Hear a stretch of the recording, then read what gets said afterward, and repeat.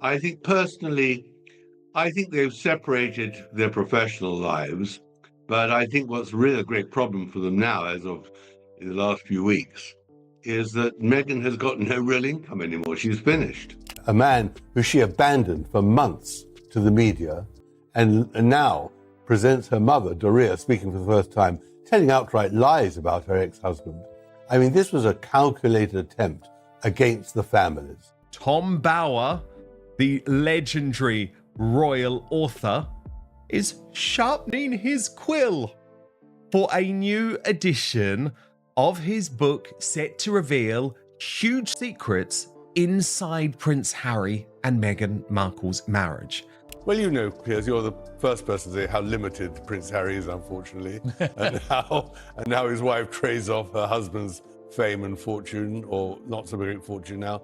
I mean, this is the problem, but we're still interested because, after all, he's a great character in our modern day. And so he became hypersensitive and blamed the media for the crashes of his relationships, never thinking that they could have something to do with himself. So he's a very complicated, depressed, unintelligent man who is seeking a role and has got really nobody on whom he could rely, which is in the end where Meghan stepped in. I mean, a needy man met a woman who could help him with his needs. Very aggressive PR for the Sussexes, got way beyond herself because she really doesn't understand the British royal family or Britain, but understands how to project her clients. And so I think she got it wrong by leaking it or even letting anyone know about it. And of course, the news today that Harry's memoir is going to be published in the near future will just alarm the royal family here in England about what he's actually going to say to earn his money. Tom Bower has now made a claim that throws a huge spotlight on Harry and Meghan's marriage, and it is the kind of claim that instantly makes people stop and listen. According to the veteran royal biographer, there is supposedly a clause buried deep inside their prenuptial paperwork, page 14, clause 7, and he suggests Harry may have signed it without fully grasping what it really meant. And if Bower's account is right, that one detail could explain why Meghan reportedly brought Sunshine Sachs back into the picture in January 2026. It could also explain why, according to this version of events, money decisions have been shifting quietly since 2022. And it could explain why Bower believes Harry may be facing the kind of financial blow that changes everything. But before getting into that alleged clause, there is a bigger question that matters first. Why is Tom Bower the one making this claim? And why do so many people treat his work more seriously than ordinary royal chatter? Tom Bower is not some random guy tossing gossip around online for clicks. He is a former barrister, a long-time BBC investigative journalist, and a writer who built his name by going after powerful people who thought nobody could touch them. Over the years, he wrote hard-hitting books on major public figures, and whether people like him or not, his reputation comes from digging, pressing, and finding paperwork that others miss. That is why his books tend to land with impact. Publishers do not usually stand behind a writer like that unless they believe the material can survive heavy scrutiny. In revenge, Bower reportedly spoke to dozens upon dozens of people connected to Meghan's world, including palace staff, media figures, Hollywood contacts, and people familiar with contracts and negotiations. That is the lane he works in, not vibes, not fan fiction, not lazy rumour mills. Bower's whole image is built on the idea that he does not just throw out mystery claims with nothing behind them. But I do think that when you're mocked so publicly as they've been, their value begins to nosedive pretty quickly. And I don't think they're finding any more sources of income. Last week, we brought to you fresh news that Harry had been staying at the San Vicente bungalows to take a break from his family, despite owning a sprawling Montecito property together with Guesthouse. And this week, those rumours are intensifying. And Meghan herself. In the months before. He frames things like a lawyer building an argument, stacking documents, cross-checking accounts, and leaning on people who were close enough to know what was really happening. So when he hints that he has seen evidence tied to prenup clauses, he presents it as something grounded in legal sourcing, not just internet noise. And that is where this gets messy fast. Bower's claim is not only about what may have been signed, but also about how California law could collide with royal expectations in a way that turns a private agreement into a serious power move. In his telling, that legal crossover is the key to understanding why Sunshine Sachs, a firm known for handling elite image crises, suddenly matters again in this story. Most prenups are not that dramatic on paper. Usually they lay out who brought what into the marriage, what counts as shared property, and what happens if the relationship ends. Some include language about support, property division. Or she met Harry was setting up paparazzi pictures in London. She now acts as if the paparazzi are literally the devil incarnate. She begged the paparazzi to photograph her and they wouldn't. And when they did, she says, "Oh, I don't want to, I'm hurt." And that ridiculous story about how they first met, the whole thing was a tissue of inaccuracies, to be polite. Well, because what do you make of that? Because as you know, Harry was always very insistent. Or protections that only kick in after a certain number of years. Simple on the surface, even if the money is big. But royal-linked agreements are never just simple pieces of paper. They can involve titles, trust-held assets, image control, and rules tied to how public life is handled after a split. In past royal breakups, details around title use and public positioning mattered a lot. Because these are not ordinary families dealing with ordinary reputations. The Crown protects what belongs to the institution, and that makes every clause hit different. Now add California into that mix, and the whole thing gets even more intense. California community property rules generally treat income earned during a marriage as belonging to both spouses equally. So when people look at major post-royal deals like Netflix, Spotify, book contracts, and brand partnerships, the question is not just who earned the headline, but who legally controls the money and the machine behind it. According to Bauer's reported sources, the alleged clause in question was designed to deal with exactly that problem. And in his version, so many surprises, by the way, tucked away in your book. Everybody is already buzzing because you reveal that Simon is not a fan of Jennifer Lopez. I was not aware of this. You say he can't stand her. So set the record straight for us, Tom. What's his beef with J-Lo? Well, he just found her just too vain and too self-interested, which seems like he met his own match. But in the end, Simon doesn't really like many celebrities. I noticed when I went with him to the Oprah Winfrey Show and many other places around Hollywood and elsewhere, he's a rather shy guy. He's always afraid of being associated with people who are bigger than him or who might put him in the shade. But in the end, he's pretty critical of people. He doesn't like Elton John. He doesn't like many of the people who are really famous in the music business. You know, he's critical. It goes beyond a basic 50-50 split. He suggests the language touches intellectual property rights, which means the ownership of stories, branding, business ventures, and even the products built from their shared public life could all fall under one very serious legal umbrella. That is where the alleged imbalance starts to look brutal. Bauer argues that Meghan's role in negotiating deals and managing the business side gave her a much stronger position than many people realised. In that version of events, it is not just about money landing in an account, it is about who controls the pipeline, who holds the paperwork, and who keeps the brand engine if the partnership breaks apart. And then comes the part Bauer paints as the real shocker. He reportedly claims this was not all locked in back in 2018 when they first married. Instead, he says there was a later amendment, an update to the prenup, added after their circumstances changed. If that is true,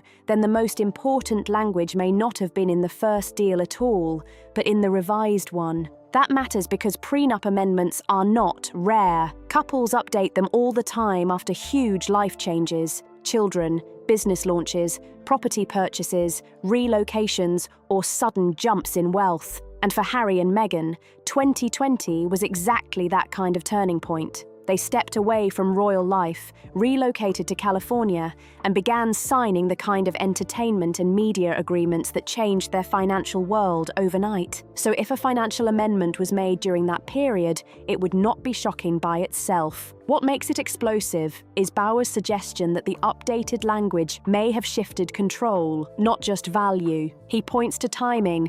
And timing is everything here. Massive brand creation, new business structures, major contracts, and legal adjustments all happening in the same window is the kind of overlap that makes people raise an eyebrow fast. Bauer also connects this to Meghan's past legal approach in her first divorce from Trevor Engelson. According to accounts he cites, she was extremely careful during those negotiations, detail-focused, strategic, and unwilling to leave loose ends hanging. The portrait he paints is of someone who reads closely, questions everything, and treats legal wording like a battlefield, not a formality. And that detail matters because it suggests a pattern, at least in Bauer's telling. The lesson he implies was simple: protect future earning power at all costs. Not just what exists right now, but what could become valuable later. In celebrity life, that is the real prize. Not only cash in the moment, but control of the name, the projects, the image, and the long game.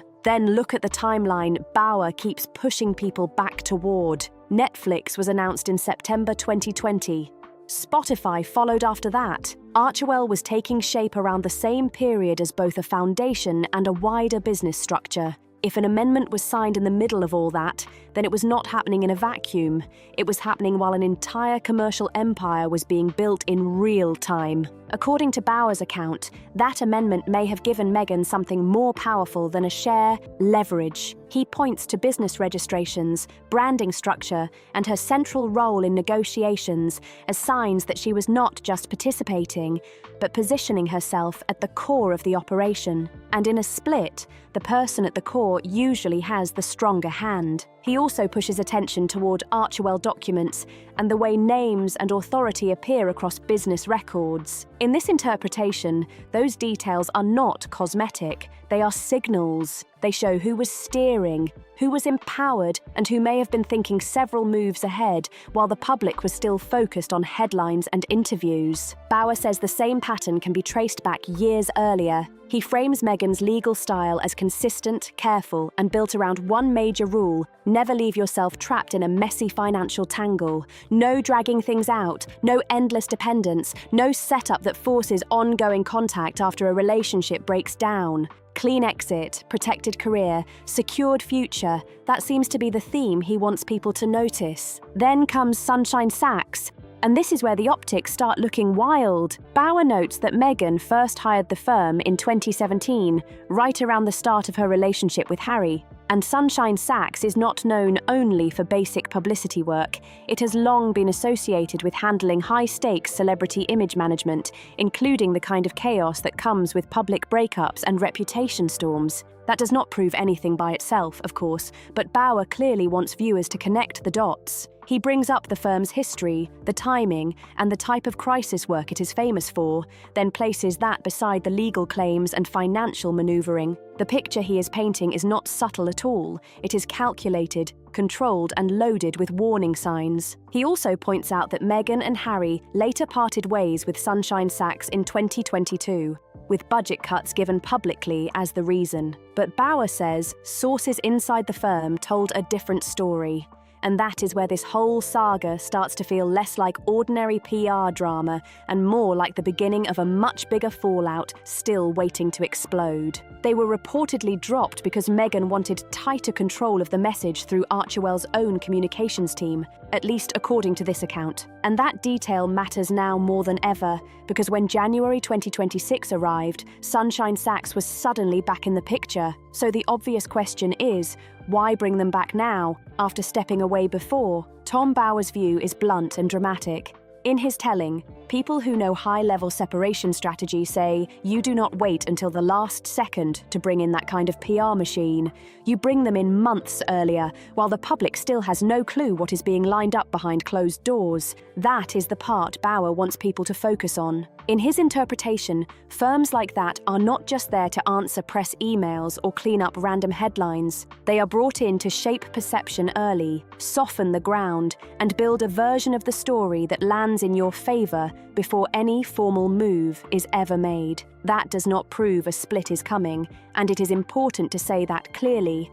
But Bauer is arguing that the timing looks far from random. In his view, it fits a pattern, and once he started lining up the dates, he says the pattern became hard to ignore. Still, Bauer insists the biggest clue is not only the PR side, but the money trail. That is where he says the real story starts flashing red. Since 2022, Meghan's business moves have looked increasingly separate, increasingly self-contained, and increasingly centered on her own independent brand identity. Again, that does not automatically mean divorce, because public figures launch solo ventures all the time, but Bauer's argument is that these moves matter because of the timing and the sequence. In his version of events, this is not random career growth, it is preparation. He points to the rollout of her lifestyle brand, American Riviera Orchard, now better known under a different public direction, as part of that shift. What matters in his argument is not just the brand itself, but how it was reportedly structured. He highlights that it was presented under Meghan's name, with business filings and trademarks that did not place Harry at the center of the venture. On paper, that can look like simple branding strategy, but in Bauer's telling, it also looks like someone creating a professional lane that can stand on its own if everything else falls apart. Then there are the images, the meetings, and the optics that royal watchers keep bringing up. Meghan being seen at business meetings alone in Los Angeles, Meghan attached to solo media plans, Meghan linked to projects that do not rely on Harry standing beside her. All of that becomes part of the case Bauer is building. He is not saying one photograph proves anything. He is saying the wider progression matters. First, the separate brand identity, then the separate income streams, then the separate public presentation, and suddenly the whole thing starts looking less like coincidence and more like design. Bauer claims this tracks with the same type of strategic thinking that appeared earlier in Meghan's life during her first divorce. He argues that before one relationship ended, steps were allegedly taken to make sure her income, career direction, and next chapter would not be tied up in a messy shared structure. That is his interpretation, and it is still an interpretation, but he clearly believes the same playbook may be showing up again here. In that theory, the move is simple: build independence first, then deal with the fallout later. And once Bauer shifts the focus back to the money, the numbers start sounding even more explosive. For years, people kept repeating the giant Netflix figure, the one that made headlines everywhere, the famous $100 million number. It sounded massive, almost unreal, and it helped build the image of Harry and Meghan as a royal power couple cashing in big in California. But Bauer says that headline number gave the public the wrong idea from the start. In his version, it was never a suitcase full of cash handed over all at once. It was a maximum figure tied to deliverables, timelines, projects, and performance. That changes the picture fast. Because if the projects were not fully delivered, the total payout would not hit the headline number everybody kept shouting about. The documentary series happened. Yes, some content moved forward, other plans did not. A cooking show made it through development, but other concepts reportedly fell away, stalled, or disappeared altogether. So Bauer says the reality was far less glamorous than the public believed. According to the entertainment sources he cites, the actual money received may have been much lower than the sensational reports first suggested. And that is where his timeline gets even more loaded.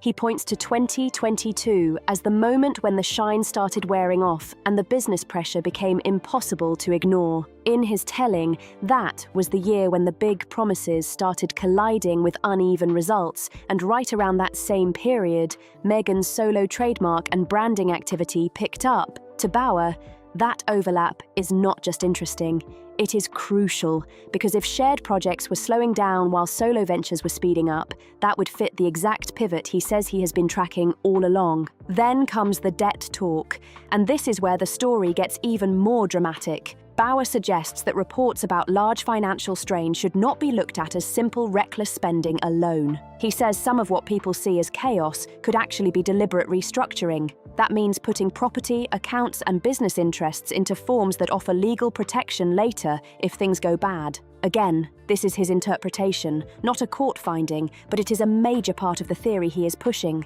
He claims the Montecito property was held in a way that could create protection under California law. He claims financial assets were shifted more carefully over time. He claims advisors familiar with high net worth separations would recognize the pattern immediately. Now, none of that is independently proven here, and viewers should keep that in mind. But Bauer wants the audience to see these steps as textbook positioning rather than random money management. In his eyes, it all points one way. He also brings up how certain projects were structured around Meghan individually. The trademark filings associated with her brand, the podcast arrangements linked directly to her, and earlier solo projects like The Bench all become evidence in the case he is building. By themselves, those moves can be explained in normal business terms.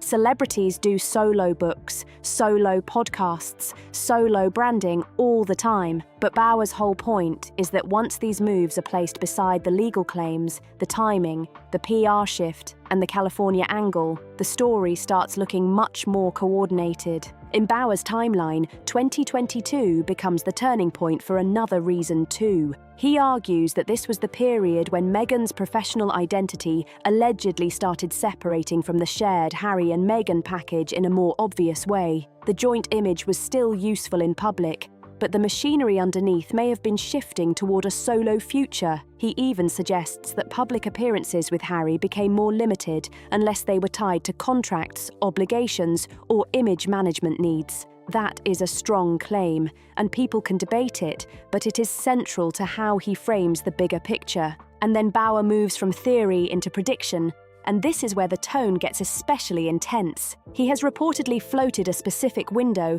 suggesting that if his read of the situation is right, a filing could come within months of January 2026. That is a dramatic forecast. And to be fair, it is still only a forecast. But Bauer builds it around California residency rules, established legal standing, and the idea that the groundwork would need to be in place before any formal move happened. In his eyes, the preparation matters more than the filing date itself. He argues that once papers are filed, everything changes fast. Title rules could become an issue. Asset division could begin in earnest. And the biggest bombshell in his version is the intellectual property question. Who controls the Sussex brand? Who controls the commercial value of their shared story?